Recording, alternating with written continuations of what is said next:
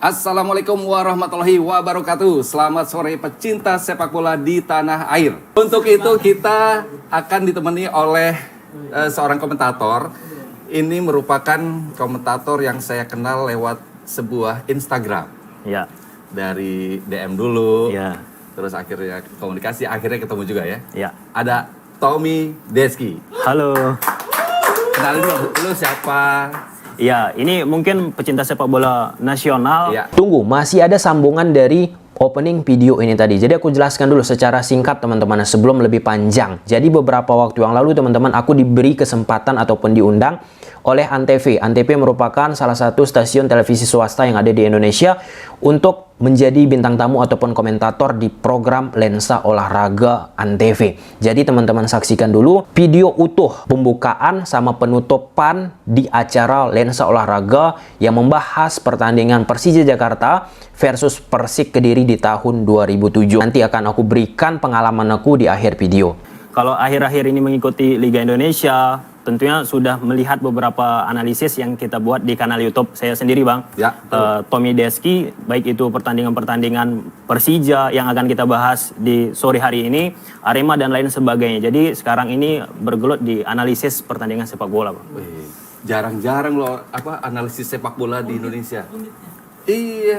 Ya. Nah, kenapa lu tertarik untuk analisis sepak bola? Ya, jadi kalau kita berkaca di luar, Bang, ini referensinya dari Inggris. Jadi di Inggris itu sering banget setiap pertandingan, baik itu jurnalis, komentator, wartawan, dan lain sebagainya membuat sebuah thread di Twitter. Ya. Pertandingan baik itu Chelsea, Man United, dan seterusnya, Bang, ya. Dan itu menjadi salah satu faktor saya mengadaptasi mereka-mereka yang ada di Inggris, kemudian saya tuangkan di Indonesia. Tujuannya satu, Bang, edukasi kepada pecinta sepak bola nasional. Karena biasa kan kita melihat pertandingan sepak bola, wah ini harusnya nggak gitu. Nah, padahal secara taktikalnya ada proses bagaimana gol itu bisa tercipta, bagaimana peluang itu bisa tercipta, dan bagaimana tim tersebut membuild up dari bawah, tengah, sampai dengan depan, Bang. Oke, ini gue korek dulu ya, Iya. gitu ya, nggak apa-apa ya. Nah, lu mendalami itu dari kapan sih? Ya, jadi sekitar tahun 2019, Bang. Akhir-akhir 2019, saya melakukan analisis di pertandingan Persipura menghadapi Persebaya Surabaya. Nah, di saat itu masih Coach Jackson F. Tiago yang menjadi pelatih Persipura. Nah, kemudian saya posting di kanal YouTube saya, Bang.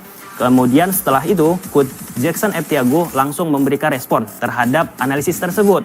Dan beliau katakan analisis yang saya lakukan, Bang, mendekati apa yang diinginkan Coach Jackson pada pertandingan itu. Oh ya? Dan itu disampaikan oleh Coach Jackson kepada Boas Solosa, manajer tim Persipura, dan di-share lewat media sosial Persipura juga secara khusus, Bang, ya, secara pribadi.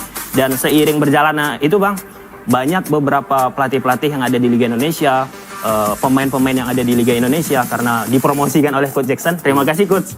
Dan dipromosikan Coach Jackson, akhirnya banyak yang mulai mengenal, dan analisis saya dilihat secara rutin oleh pecinta sepak bola di Indonesia, baik itu pertandingan Liga Indonesia ataupun Liga luar. Oke.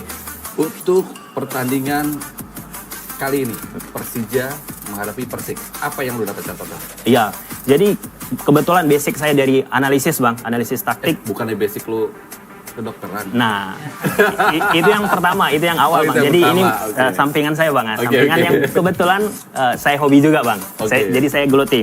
Jadi kalau kita bicara tentang pertandingan ini, Bang, Persija menghadapi Persik Kediri, kalau kita bicara kualitas, baik itu Persija sama Persik, luar biasa di tahun itu, Bang. Nah, tapi yang menariknya Persija Jakarta memiliki ketergantungan dari sisi permainan, dari sektor flank kiri, flank kanan, crossing. Itu poin pertama untuk pertandingan. Ya, kita udah tahu hasil, Bang, Persija menghadapi Persik. Yang kedua, Persik Kediri mengantisipasi pergerakan Javier Roca terus-menerus, dan itu saya dapat bocoran dari salah satu mantan pemain Persik Kediri, Ronald Fagundes. Udah saya minta juga untuk menonton ini, Bang. Dia ngasih bocoran apa? Nah, jadi ada beberapa poin yang disampaikan oleh Ronald Fagundes, Bang. Persija menghadapi Persik ini, kita ketahui Persik Kediri sedang berada di performa puncaknya. Nah, salah satu mengapa Persik Kediri kurang begitu memuaskan pada pertandingan itu, faktor pertama, Persik Kediri memiliki jadwal yang padat di Champions League Asia. Pada kala itu Persik masih menghadapi Urawa Red, Shanghai, dan ya beberapa pertandingan Persik juga menang. Itu menjadi salah satu faktor disebut Ronald Fagundes. Kemudian yang kedua Bang, pemain-pemain Persija sudah diminta khususnya menjaga sektor kiri ataupun kanan itu udah diminta oleh Coach Dani Rukito. Pada kala itu udah diminta untuk menutup kiri kanan plus melakukan man to man kepada HP Roka. Tapi secara implementasi di lapangan hal tersebut nggak bisa tercapai oleh pemain-pemain Persik Kediri. Dan 2 poin tersebut Bang menjadi salah satu yang ya quote and quote disesalkan lah oleh Ronald Fagundes yang tidak bisa mematikan permainan dari Persija kala itu Bang. Nah, dua poin yang tadi lu sebut, salah satu adalah gol Ismet Sofian. Ya. Itu yang menjadi gol terbaik di Asia Tenggara. Nah, untuk itu kita mau langsung lihat aja ya proses boleh. golnya seperti apa dan pertandingan babak pertama seperti apa. Yuk kita lihat pertandingan babak pertama Persija menghadapi Persik Kediri berikut ini.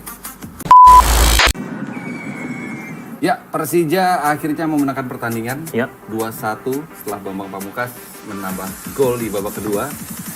Dan kalau melihat secara keseluruhan, Persik waktu itu ditakuti karena dia juara Liga Indonesia. Liga musim itu. Nah, Persija sendiri memberikan perlawanan yang sangat berat. Menurut Tommy, apa kelebihan Persija sehingga bisa memenangkan pertandingan itu? Ya, secara garis besarnya terkait tentang efektivitas yang kita bahas di jeda babak 1 tadi, Bang Bibit. Efektivitas dimiliki oleh pemain-pemain Persija, walaupun hanya bisa menciptakan 2 gol. Tapi di pertandingan-pertandingan dengan situasi yang alot, contoh pertandingan-pertandingan besar Persija, Persik, dan pertandingan-pertandingan besar lainnya, sedikit peluang yang didapat harus mampu dimanfaatkan oleh tim tersebut untuk bisa menciptakan gol. Dan itu dilakukan oleh Persija di pertandingan ini. Nah, kalau melihat Persija dulu, kita lihat kan sejumlah pemain bintang bermain untuk Persija. Persija sekarang banyak juga pemain bintang. Menurut Tommy, analitiknya. Siap. Nah, Persija menurut lu gimana sekarang? Nah, di bawah Thomas Doll. Jadi pada saat Thomas Doll datang ke Persija Jakarta, Bang Bibin sempat diskusi sama beberapa tim analisis dari Liga Vietnam. Liga Vietnam. Mereka tertarik melihat apa yang dilakukan Persija dengan mendatangkan Thomas Doll. Nah, disebut-sebut bahwa Thomas Doll ini menjadi salah satu pelatih yang mampu meningkatkan Liga Indonesia nantinya. Dan kita lihat sekarang ini Thomas Doll bersama Persija Jakarta dari sisi identitas permainan. Identitas permainan itu maksudnya seperti apa? Sebelum kita menonton pertandingan itu, kita sudah tahu Persija akan bermain ball possession. Nah, dan itu diterapkan oleh Thomas Doll bersama Persija Jakarta. Itu yang pertama. Yang kedua, dari pertandingan ini bisa kita lihat Persija pakai pola 4 back. Sekarang ini Persija bersama Thomas Doll menggunakan pola 3 back. Sebenarnya pola 3 back tersebut tidak asing di Liga Indonesia. Di tahun 90-an, 2000-an pola 3 back lumrah dilakukan oleh pelatih manapun. Dan ternyata banyak referensi yang mengatakan salah satunya Louis van Gaal. Mengapa banyak pelatih sekarang menggunakan taktik ataupun formasi 3 back? Yang didapat dari formasi 3 back tersebut yaitu keseimbangan. Keseimbangan baik itu dari sisi attacking ataupun dari sisi defense, bertahan. Dengan apa? Dengan dibantu wing kanan ataupun wing kiri. Dan itu akhirnya sekarang ini di Liga Indonesia kita bukan hanya Persija Jakarta. Persib Bandung menggunakan taktik 3 back dan diikuti oleh tim-tim lainnya. Oh, mulai mewabah ke tim lain. Dan itu berhasil ya. Dan kalau kita lihat itu tentunya beberapa tim menggunakan pola 3 back ada yang berhasil. Tetapi kalau kita bicara tentang formasi 3 back, Bang Bibin, kita pun harus mengetahui kapasitas dari pemain kita. Kita nggak bisa memaksakan formasi 3 back jika pemain kita tidak memiliki kapasitas dengan menggunakan formasi tersebut. Contoh, Coach Rahmat Darmawan beberapa kali bersama Rans FC sempat menggunakan pola 4 back, 4-3-3 ataupun 4-2-3-1. Kemudian seiring berjalan waktu pakai 3 back juga di beberapa pertandingan di Liga Indonesia. Nah, Persija memang lagi bagus-bagusnya. Iya Bang. Thomas Doll diakui mampu mendongkrak Persija di papan atas. Bakal bertahan nggak? Ini pertanyaan cukup menarik. Ini pertanyaan cukup menarik. Kalau kita bicara tentang Persija, pengurus ataupun manajemen mereka sudah mengatakan akan memberikan waktu kepada Thomas Doll. Itu dulu. Terkait tentang proyek ataupun sistem yang dibangun Persija memang perlu waktu, nggak bisa instan. Nggak bisa instan. Apalagi Bang, permainan Persija yang dulu sama sekarang berbeda dari sisi taktikal secara penuh Bang ya, dengan taktik 3 back tadi. Salah satu pengalaman yang disampaikan oleh Firza Andika, winger ataupun fullback kiri dari Persija sekarang. Apa yang aku dapat dari kedatangan Thomas Doll terkait tentang adaptasi gaya permainan. Adaptasi seperti apa? Dengan menggunakan 4 back yang biasa dimainkan oleh Firza Andika, kemudian sekarang transformasi ke 3 back, otomatis dia menjadi fullback kiri ataupun wingback kiri, naik turun diminta oleh Thomas Doll. Nah, di awal-awal Firza Andika mengalami kesulitan untuk mengikuti instruksi dari Thomas Doll. Tapi seiring berjalannya waktu, Firza Andika paham apa yang diinginkan oleh Thomas Doll. Artinya apa? Apa yang dilakukan Thomas Doll bukan hanya untuk Liga Indonesia, tetapi untuk meningkatkan kualitas dari pemain-pemain yang ada di Liga Indonesia. Gitu Bang. Nah, oke Tom. Oke, Bang. Makasih Oke, untuk hari Bang. ini. Siap. Ketemu lagi ya. Oke Bang, aman. Menarik nih urusan dia. Nah, itu merupakan sesi on air-nya teman-teman. Nah, pada saat itu aku berduet bersama Bang Bibin Aloha. Bang Bibin Aloha ini tentunya orang Antv yang udah lama berkecimpung di produksi sepak bola Liga Indonesia, khususnya pada saat Antv menjadi pemegang hak siar Liga Indonesia. Jadi aku ingin men-share pengalaman aku teman-teman ya terkait tentang menjadi komentator ataupun pundit yang memang benar-benar real di-handle oleh kru televisi.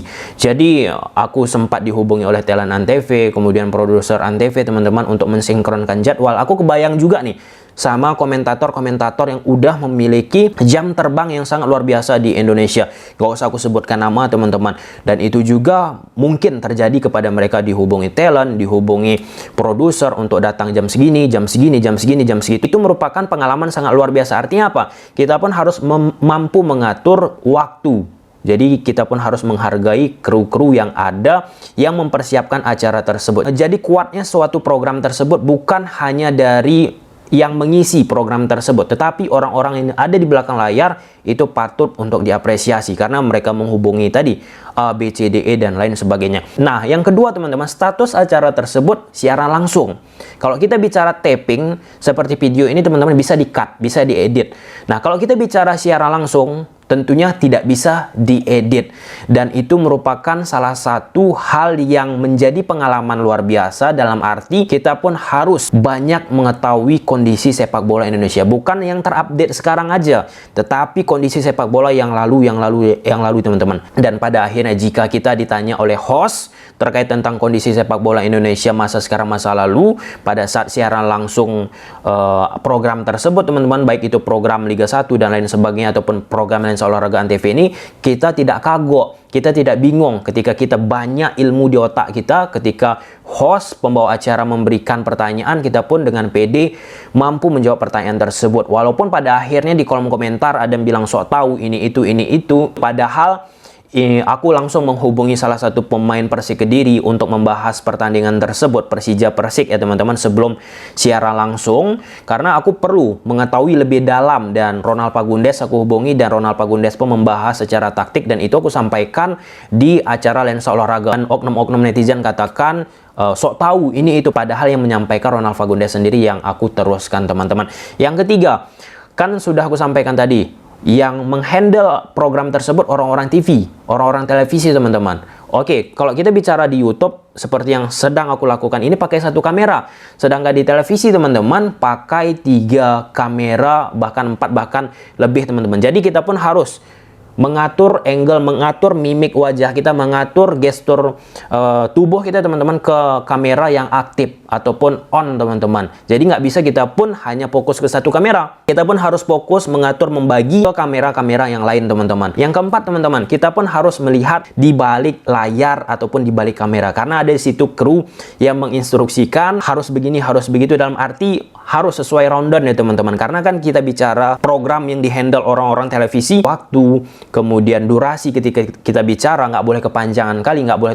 jangan pendek kali, itu kembali menyesuaikan dengan rundown yang sudah disesuaikan oleh orang-orang televisi tersebut. Nah, jadi ini pengalaman yang luar biasa tentunya bagi aku teman-teman, dan aku pun berterima kasih kepada Antv, orang-orang Antv, karena pada saat sebelum acara tersebut berlangsung teman-teman, aku banyak banget dapat ilmu pengetahuan dari orang-orang Antv, Pak Yusuf Ibrahim, kemudian Bang Bibin Aloha, kemudian Pak Ending, kemudian orang-orang sosial medianya Antv, orang-orang hebat lah semua teman-teman di Antv memberikan pengalaman kepada aku, diajak keliling Antv, yang dimana dulu merupakan salah satu impian aku ya untuk bisa tampil lah ya program ataupun acara-acara Antv. Salah satunya, bayangkan aja dulu SD, SMP aku nonton Lensa Olahraga, kemudian pada saat aku seiring berjalan waktu semakin dewasa teman-teman, aku bisa mengisi Lensa Olahraga Antv. Itu menjadi salah satu apa ya, luar biasa sih bagi aku, pengalaman yang luar biasa, yang dulu nonton dari televisi sekarang langsung tampil di Antv sendiri yang dulunya aku tonton. Semoga bermanfaat, dan terakhir terima kasih pada teman-teman yang sudah mensupport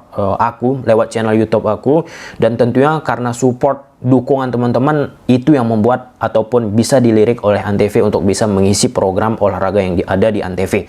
Dan semoga teman-teman sehat juga dan tetap support channel ini teman-teman. Bye.